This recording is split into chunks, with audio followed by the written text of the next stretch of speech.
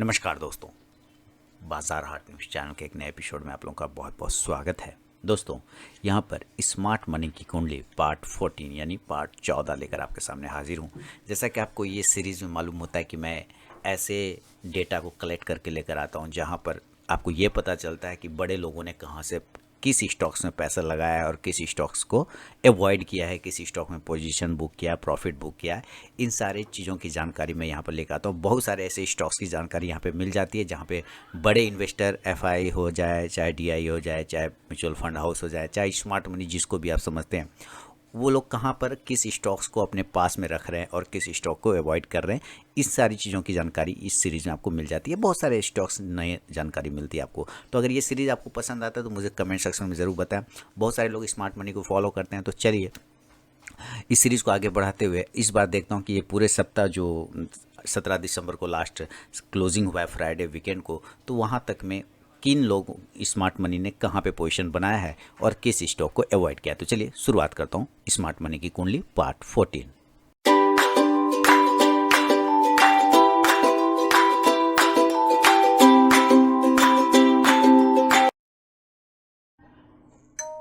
तो डेटा आपके सामने कलेक्ट कर लिया है दोस्तों, और यहाँ पर सबसे पहले HDFC म्यूचुअल फंड जो भारत का बहुत बड़ा म्यूचुअल, तो HDFC म्यूचुअल फंड ने क्या किया कि एक्वायर किया। ध्यान से देखिए, एक्वायर किया 11,74,000 क्वांटिटी, बड़ी क्वांटिटी को उठाया है। किसमें? Techno Electric and Engineering Company Limited पे आपको नज़र रखना चाहिए।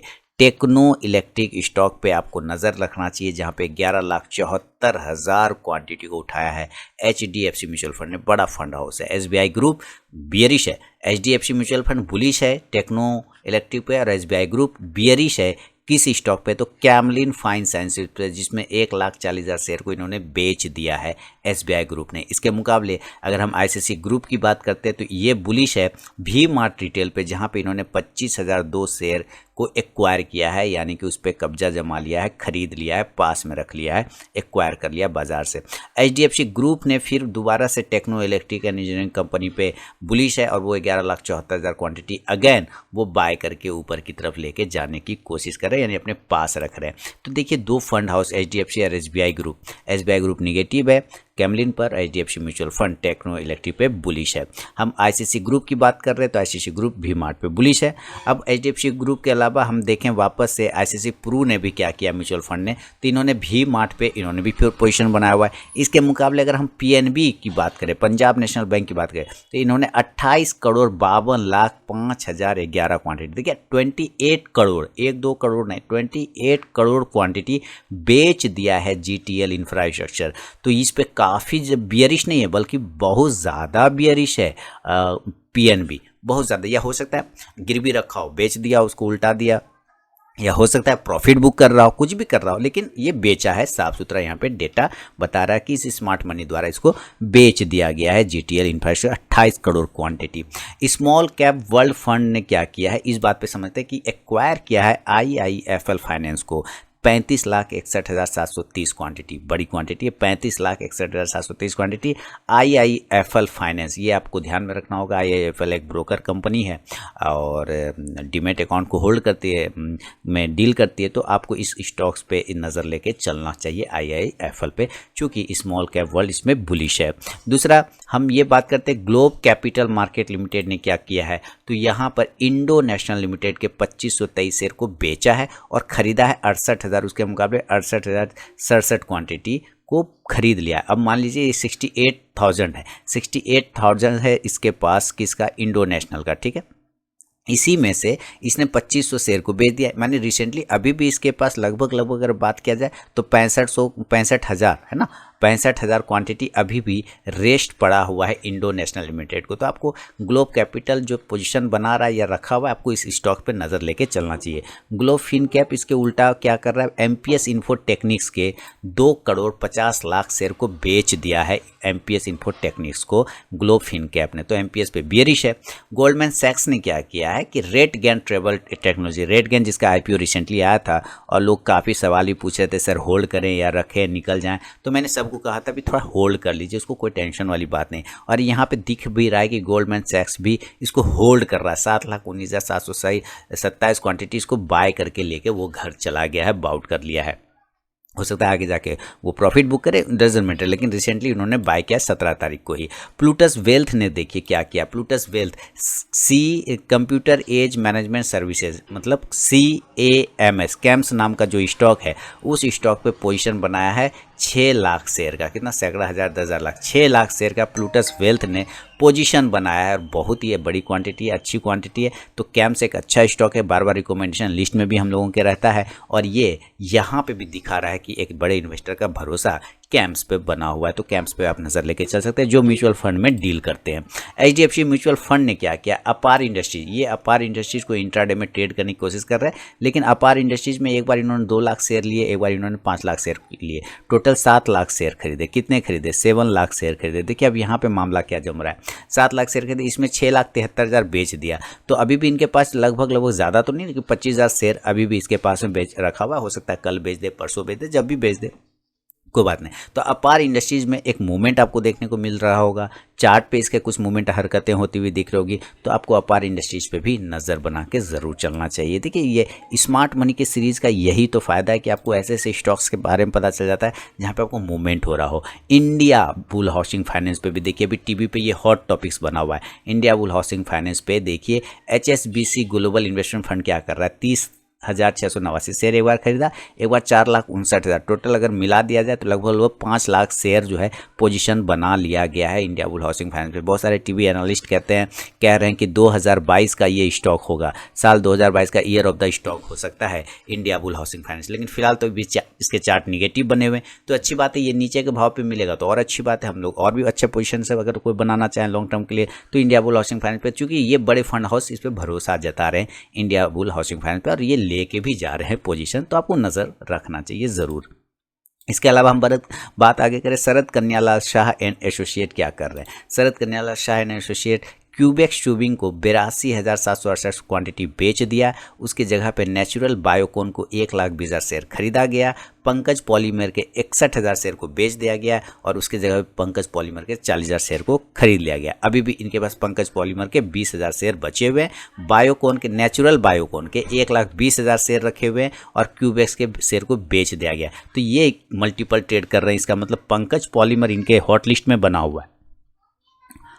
पंकज पॉलीमर नाम का जो स्टॉक इसके हॉट लिस्ट में है, और नेचुरल बायोकॉन भी इनके हॉट लिस्ट में बना हुआ है शरद कन्यालाल शाह एंड एसोसिएट के। इसके अलावा आगे बढ़ें, और यहाँ पे अगर हम बात करने की कोशिश करें, सुब्रमण्यन पी, इन्होंने आरवी इनकॉन पे 1 लाख शेयर को खरीदा। देखिए आरवी इनकॉन एक छोटे प्राइस का स्टॉक है, तो आपको ये नज़र रखना होगा आरवी इनकॉन पे, जहाँ पे 1 लाख शेयर को ये पोजीशन बना के जा रहे हैं आरवी इनकॉन। तो आरवी इनकॉन एक छोटे प्राइस का स्टॉक है, आप इस पर नज़र बना के ज़रूर चलें। आगे बढ़े, HDFC ग्रुप वापस अपार इंडस्ट्रीज पे, जिसकी बात मैं बता दी, और सागर सीमेंट, अपार इंडस्ट्रीज और ये सागर सीमेंट नाम का जो स्टॉक है, इस पे काफ़ी ज़्यादा ये ट्रेड करने की कोशिश कर रहे हैं, इस पे डील करने की कोशिश कर रहे हैं। सागर सीमेंट खरीद रहे हैं, बेच रहे हैं, खरीद रहे हैं, बेच रहे हैं। इसका मतलब है ये कहीं ना कहीं इंट्राडे में पोजीशन बना रहे हैं सागर सीमेंट और अपार इंडस्ट्रीज में। इंडिया मैक्स इन्वेस्टमेंट फंड ने क्या किया है, बेबसॉल एनर्जी को बेच दिया 3,45,000 शेयर, एक बार 3,45,835 शेयर, और दूसरा 2,70,580, टोटल 3 2 5 1 6, लगभग 6-6.25 लाख शेयर को बेच दिया है बेबसोल एनर्जी ने, बेबसोल एनर्जी स्टॉक्स को बेच दिया इंडिया मैक्स इन्वेस्टमेंट फंड ने। तो वहाँ पे हो सकता है आपको थोड़ा निगेटिव मूवमेंट बन सकता है। जीकॉम इलेक्ट्रॉनिक सिक्योरिटी सिस्टम को इंडियन बैंक ने बेच दिया 5 लाख शेयर को, आप देख रहे हैं, सैकड़ा हज़ार 10,000 लाख, 5 लाख शेयर को बेच दिया इन्होंने।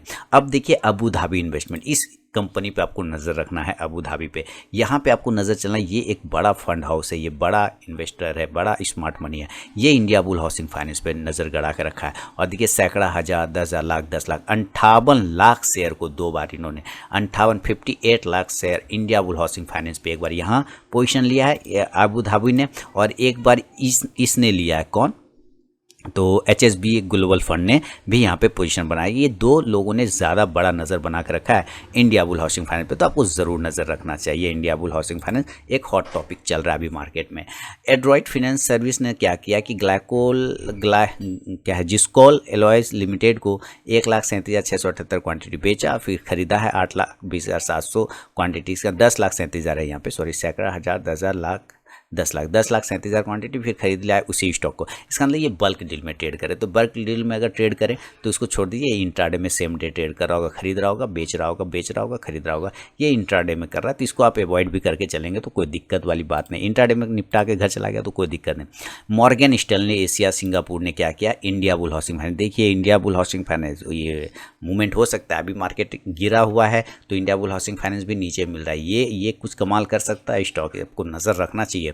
मीता दीपक शाह ने क्या किया, पंकज पॉलीमर पे 40,199 क्वांटिटी खरीदा, लेकिन इंडिया बुल हाउसिंग फाइनेंस में मॉर्गन स्टैनली ने क्या किया, 27,32,476 क्वांटिटी खरीदा है।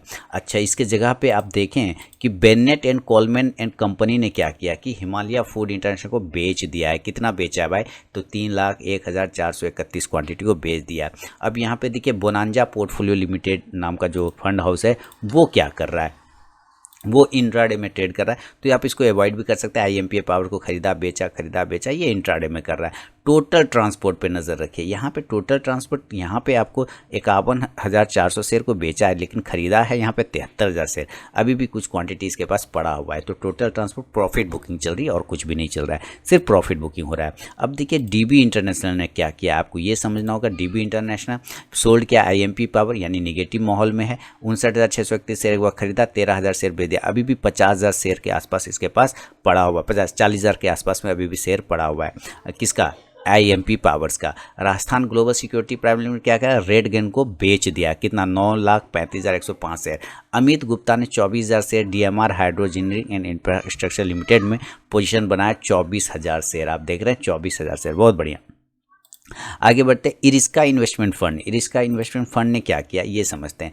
लांसर कंटेनर लाइंस को खरीद लिया है 2 लाख शेयर को, इरिस्का ने पोजीशन बनाया लांसर कंटेनर लाइंस पे। तो इस स्टॉक पे नज़र लेके चलेंगे। ऐसे ऐसे स्टॉक्स के नाम यहाँ आपको पता चल जाते हैं जिसका नाम शायद बहुत लोग सुनते भी नहीं है।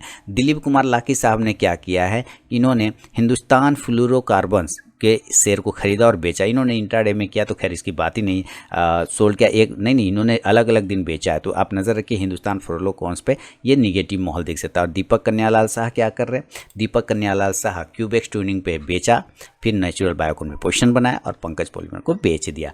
तो ये था दोस्तों स्मार्ट मनी पर मेरा अपना जो है डेटा कलेक्ट करने के बाद जो लेकर आता हूँ, किस स्टॉक पे लोग बुलिश हैं, किस स्टॉक पे बड़ा पैसा निगेटिव चल रहा है, किस स्टॉक पे बड़ा पैसा यानी स्मार्ट मनी बुलिश चल रहे हैं, इसकी सारी जानकारी मैंने आपको यहाँ पे दे दिया है। उम्मीद है ये सीरीज़ आपको पसंद आता होगा, कमेंट करके मुझे ज़रूर बताएं। मिलूंगा नेक्स्ट वीडियो में, तब तक के लिए बहुत बहुत धन्यवाद।